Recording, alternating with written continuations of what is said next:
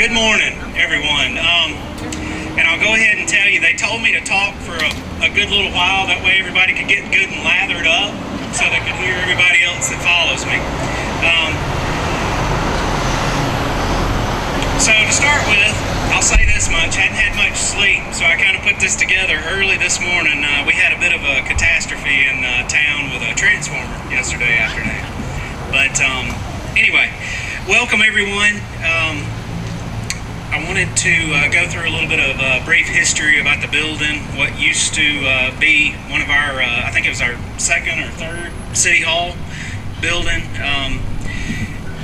In 1935, the New Deal started with the Works Progress Administration by FDR. So the historical significance of that, it was put together to provide funding to build critical infrastructure in cities and around the country. That included schools, roads, parks, and government buildings. So fast forward a couple of years to 1939, Monroe took advantage of that, and they built the building that we have standing before you. It was built in an Art Deco style and served as our City Hall from 1939 until the early 2000s, I think approximately about 2001. During that time, it's been home to municipal offices, it was home to a public library, it's had additional office space, meeting spaces, and then it was vacant for a period of time. Until 2015, when the actual Monroe Museum moved in and opened their first gallery. It became their home. And I'll get to that a little bit more in a second. 2024, 2025, if you guys drove through, cities and governments were great at doing work everywhere, all the time, and disrupting things.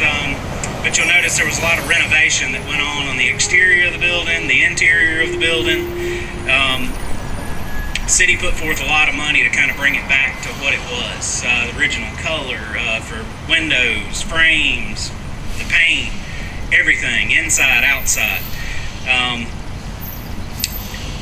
The monument that stands over here in 1953, the water tower, was commissioned and built. Sign on top of that, 1993, we had the downburst that came through, took the Monroe Monument off the top, so we replicated it and we put it here in what we now call Monument Park. Super creative, but it's been a great draw. I think social media, we had a little over 300,000 views. And then to the building now, where we have repurposed, we have our Welcome Center, our 1821 shop, which, you know, if anybody wants to buy any Monroe paraphernalia, apparel, anything like that, please shop while you're visiting today. Proceeds go to just basically funding it and getting more fun things in there for everybody to show off. We have the Monument Park, and then it has recently, in the last 2 to 3 weeks, become home of our Main Street offices. So anytime you guys want to talk about our events or talk about the market or anything like that, anything that has to do with Main Street, which is what you see up and downtown, that's where Sandy, Laura Beth, their offices will be going forward. But then to the Monroe Museum, who to me has really made what we have done in the last few years possible. It's the partnership that they have created with the city. This year is their 10th anniversary of being in this building. I mean, it started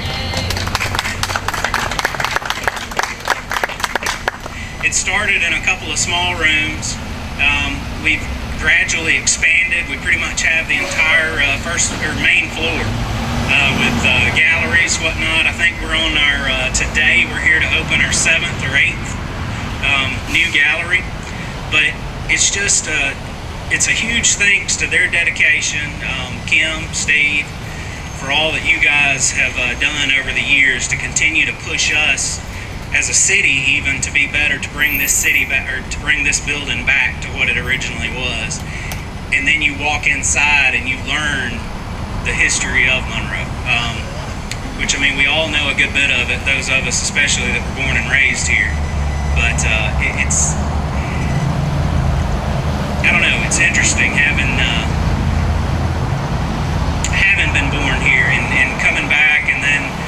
nervously standing talking to you guys this morning just to see what everything has become. It's been fun. I know Kim is excited that today has actually gotten here. And thank you guys for having me as well. But anyway,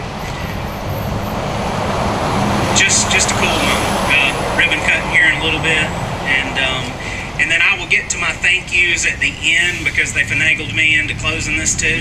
And I'm going to turn it over to our State House Representative Bruce Williamson to say a few words as well. So I think we all know one another.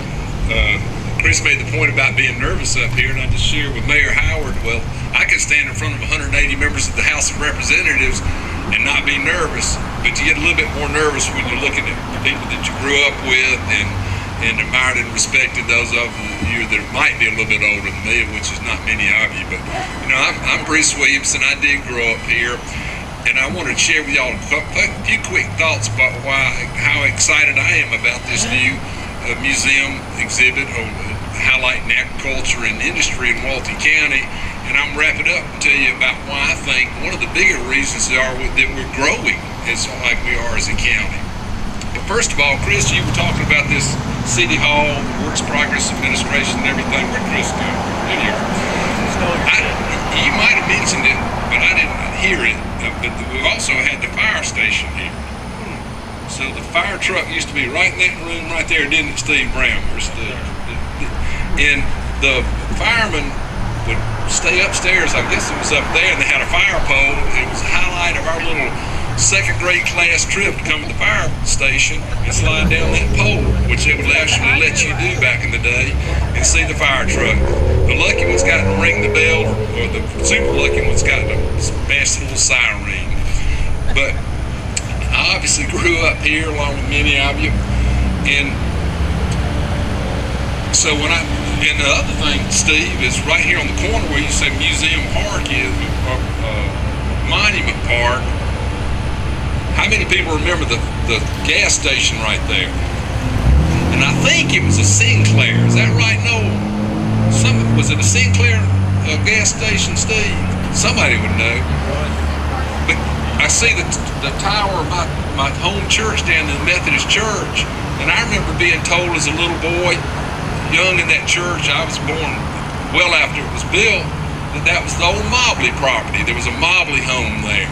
And I remember my daddy telling me if it hadn't been for Roy Nunley, who owned Nunley Lumber Company, and Mr. George Felker, and I don't know which George Felker he was talking about, who provided a lot of the financial resources, and to put that deal together, we would never have that beautiful church that's still an anchor point in this downtown today.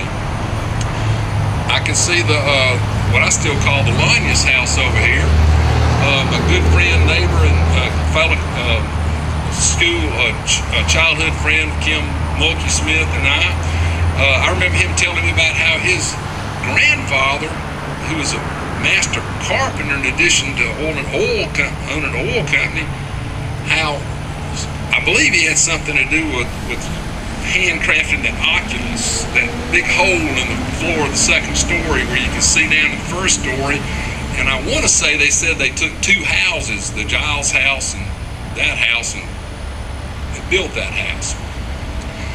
Right down across the street from us, I remember Mr. LeBoon had a house there, had a garden he'd always plant, and I promise you, I seem to recall him having a mule out there one time. Now, I'm old, but I'm not old enough to mules being planted plowed in Walton County. His son went on to become the CEO, president and CEO of Atlanta Gas Light Company. So I'm going to end that right there. That's my childhood memories. Everything I just shared with you was told to me orally as a young man. But I'm confident I messed some of the facts up.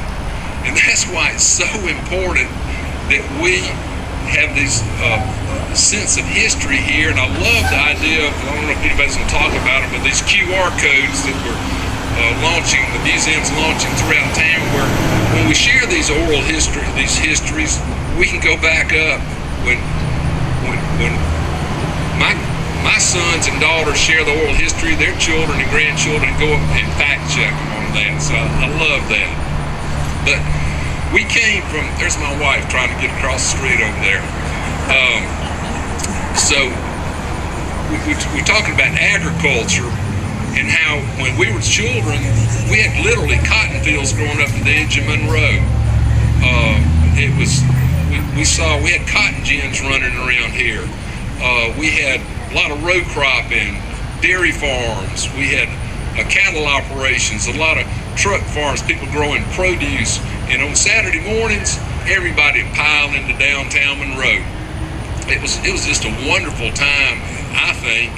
But as we had the textile mills going, as we industrialized as a town, and the textile exhibit in here is fantastic. If you've had a chance to look at it, it talks about how Governor Grady encouraged every town in Georgia to have a textile operation. Not only did we have one spinning and weaving mill, we had two, Monroe Mills and Walton Mills, and the old mill was built in 1895 and the new mill was built in 1900.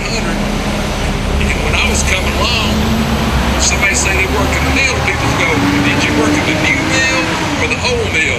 And this is almost 100 years later, they were still calling it that. I guess some of them still do. I say that to fast forward again, as we industrialized that was part of the Industrial Revolution. We've now moved on from our agricultural past into, we've got robotics here in the county, major high-tech manufacturing, Hitachi Automotive over here out in an industrial park. They've got $1,200 or $1,500 high-paying jobs out there. And we have another Japanese investment down in the southern tip of Walton County. Takeda Pharmaceuticals has about 1,500 jobs, and combined they represent $3 or $4 billion of investment in this county. This helping us move forward from agriculture to industrialization, mechanization of processes, and into sophisticated manufacturing. And as we enter this digital age, this new age of I don't know any way else to say it, but just more higher technology and artificial intelligence being driven. We've got huge investment down that Meta and Facebook's done down in our 4-county park. We're literally investing billions upon billions of dollars, which just helps our tax base and does bring with it some high-paying jobs. We've also grown our service economy, our steel fabricators, shops, just go on and on. But what I think, in my humble opinion, we need to remember and never lose sight of the fact is that all of our values come out of our agricultural past, where we learned early on, our forefathers, people from Walton County, learned the values of hard work, of faith and hard work, and the spirit of neighborliness and friendships. I believe that, well, like Romans says in chapter 1, that basically all creation is reveals I'm paraphrasing, reveals our everlasting God and His divine nature, so that men and women are without excuse. I believe that our forefathers that worked the farms of Walton County deeply believed in God, that those are the rural values that I grew up with, and I believe that these same rural values are bringing people back into Walton County. They might not realize that, but these values that we grew up with are hugely important, and I think that's the reason we've been blessed with, number one, good leadership over the decades. This building's chock full of the memories of these pioneers, I will say, both men and women. So I'm going to give you a quick example of what I'm talking about. Yesterday I had the pleasure of attending a very large men's breakfast down at the restaurant where the pigs fly. I think it was organized principally by people out of 1025 Church, and there was at least 100 men in there. It's a men's only prayer breakfast.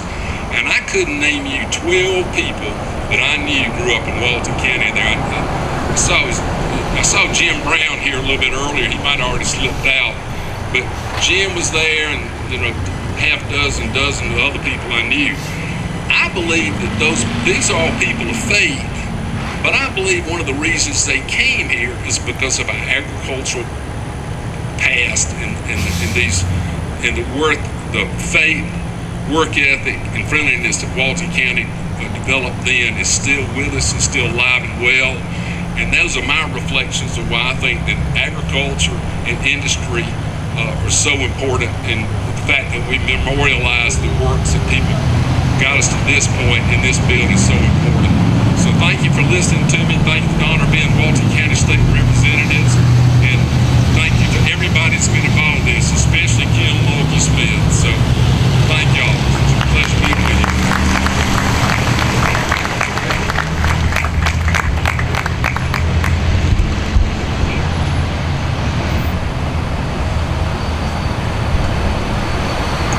Good morning. Ooh, that was loud. I'm Lisa Anderson. I am chairman of the Monroe Downtown Development Authority. And on behalf of the Development Authority Board, I welcome you here this morning. Isn't this corner beautiful? We are so proud of what this has become. I was born and raised here, grew up here, and we've come a long ways. This corner is the effort of so many. Chris Bailey and his staff at the city, thank you so much. The Downtown Development Authority Board, we put a lot of thought into it and the vision, and so proud of what we've done. The museum, thank you so very much. Steve, Kim, y'all have done, and your board, a fabulous job. Our city council members, our mayor, all this was a joint effort, and we all fit together like a puzzle. I'm just so proud of it. It is my pleasure to introduce our next speaker, Steve Brown. I don't know what we'd be without him. We probably would not have a museum. And he is a wealth of knowledge. He is a workaholic. And we're so proud to have him in spearheading this museum and this project. Steve?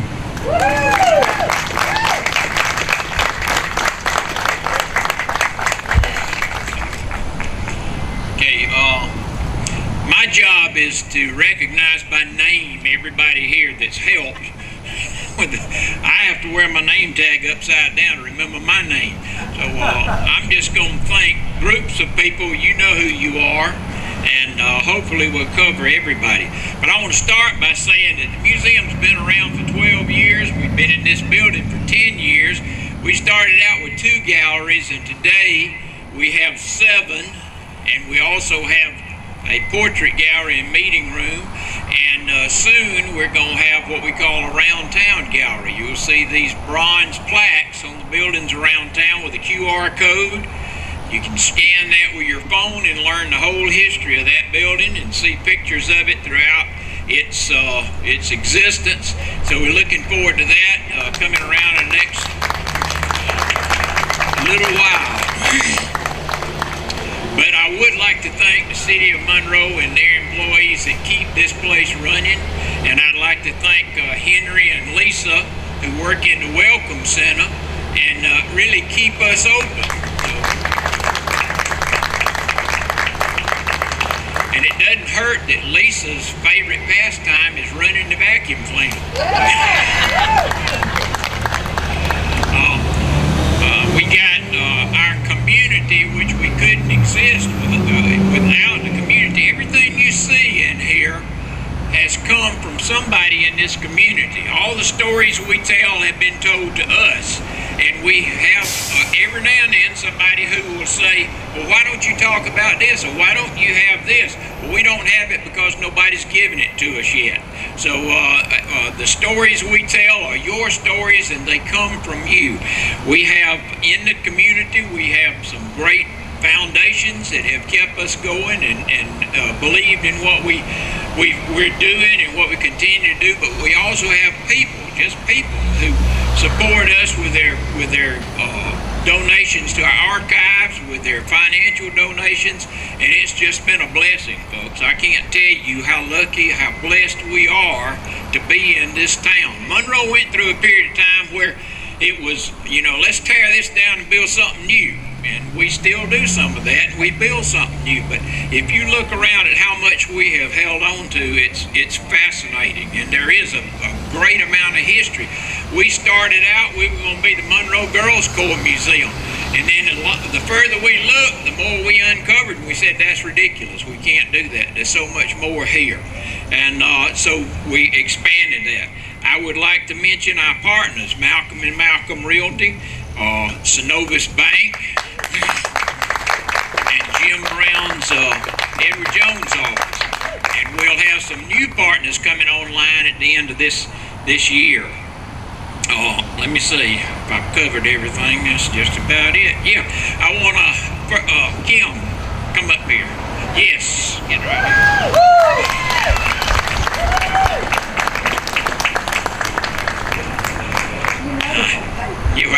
Let me introduce Supergirl, a Wonder Woman, or whatever. This lady never sleeps. And I know, you see my face and hear my voice on Facebook and all this, but everything you see in here came out of this head right here. So when you go in and say, wow. And I promise you, for the last week, I don't believe she's gone to sleep. She's been here. Every time I show up, she's in the middle of something. She just unbelievable. And we're so fortunate to have her with us. Thank you.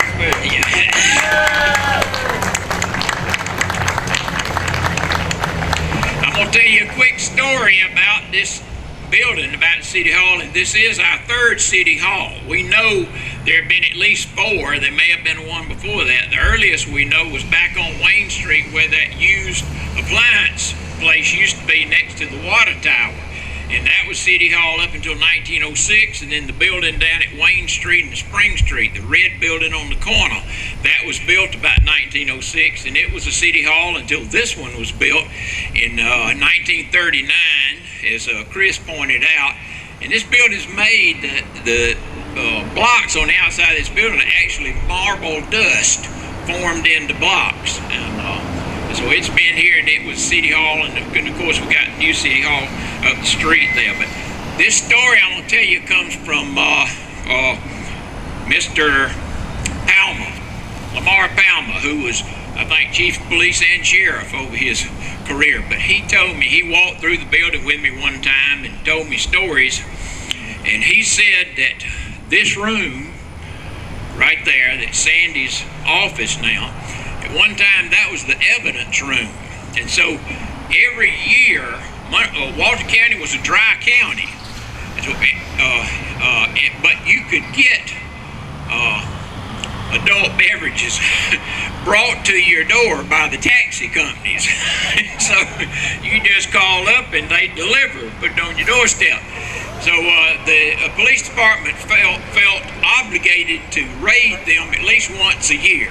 And so they would do that, and they would confiscate cases of usually pints or half pints of liquor, and they'd store it in this room, in the evidence room. And so it came time for the trial to take place, and they went in there, and the boxes were empty. And so they came to find out that, as Bruce, I think, mentioned, the firemen used to be 2 firemen that would stay upstairs. It was a volunteer fire department, but there was a fire call. They'd go down the pole and take the truck, and they had a stream of water that would follow the truck so the volunteers could sail it to where they're going. Well, one of the firemen, being the ingenious person he was, took a rod and reel and reached through the transom of the door in the evidence room and fished the liquor out. And so they were having a high old time up here in the fire department. And that's true, supposedly. I think that's all I've got to say. I appreciate you being here, and I'm going to turn the program over to somebody.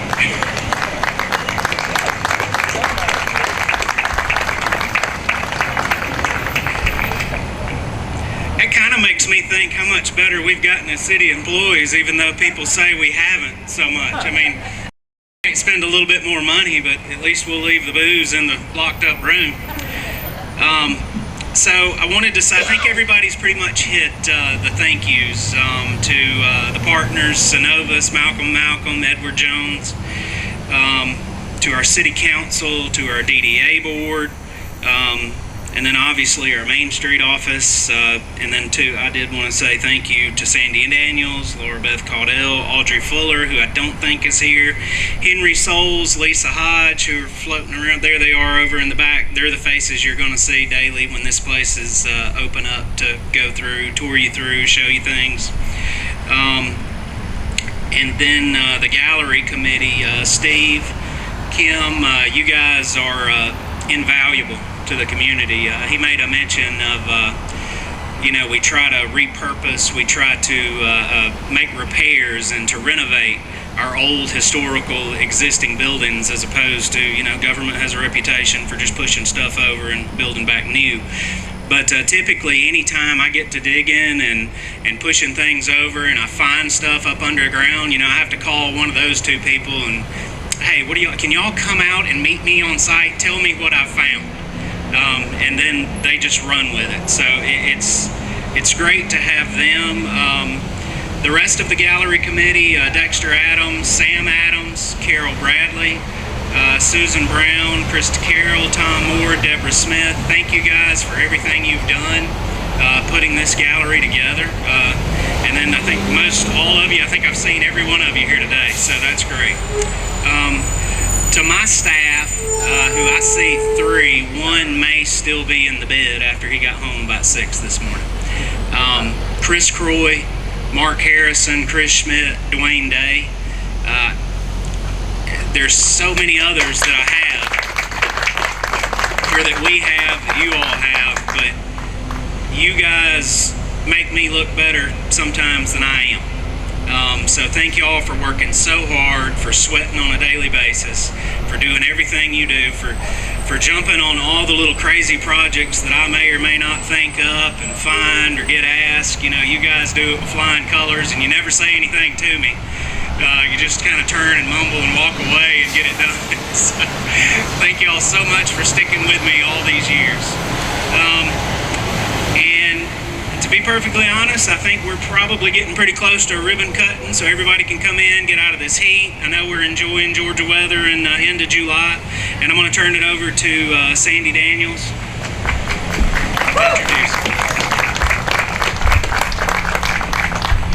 Thank you all for allowing me to be here this morning. I have heard the continuity of family and Monroe and friends and growth, and I count it a privilege to be among all of you. When the city suggested that we plant the Main Street program right here next to the Welcome Center, it just made perfect sense. We are here to promote visitors and tourism and, of course, our beautiful downtown, and Monroe has got that part figured out. So we want to show off to the world, and the museum is such a fabulous addition to the Main Street program. So at this time, let's cut a ribbon. We've got Mayor John Howard and historian Steve Brown. Come on, Steve.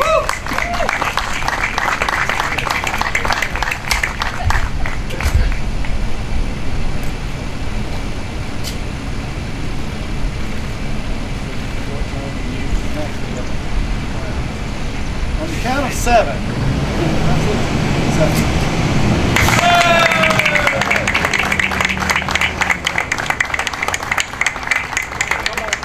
That's right. I need to know.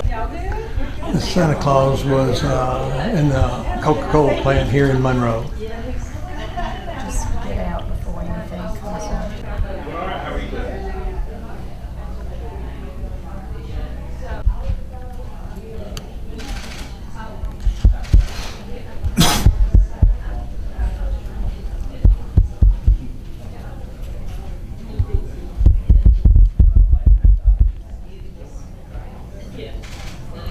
Blue coat. That coat right there. even had those in the cat. Oh, wow.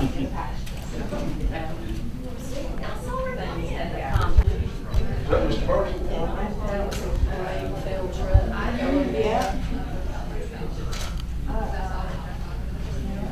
Y'all doing all right? Doing great.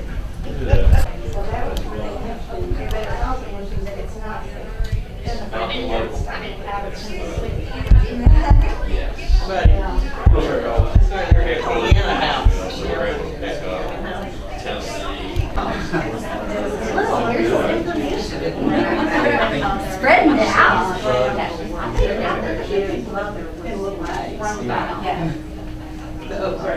Nice. Good. All right, Paul, he's a member. I'm coming through. You did. This is all new. This is the military gallery right here.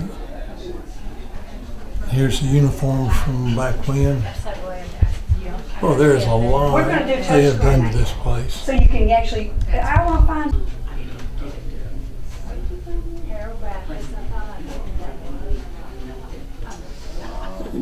George Hearn. Pass you the rest of it.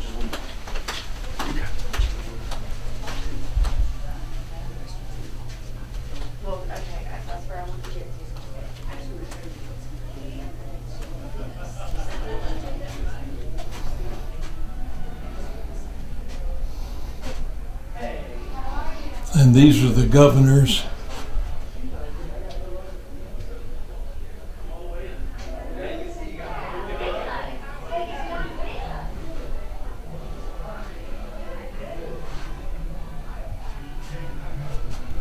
And what made Monroe famous for many years was the Girls Corps, which was a drum and bugle corps.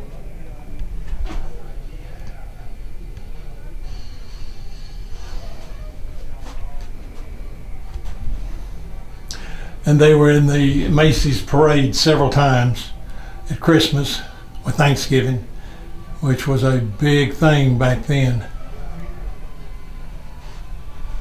These are pictures downtown New York, Drum and Bugle Corps. Here's an old video of them.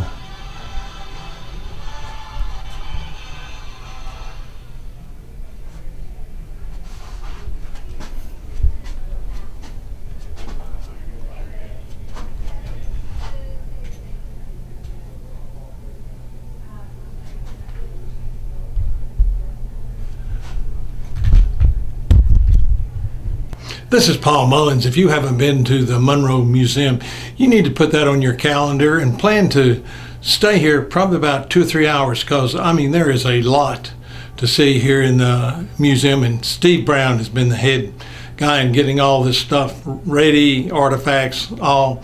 And it's just such a blessing to come in here and see that these things have been preserved and what Monroe has done over the years. So when you get a chance, come to the Monroe Museum, downtown Monroe. This is Paul Mullins with Walton Entertainment.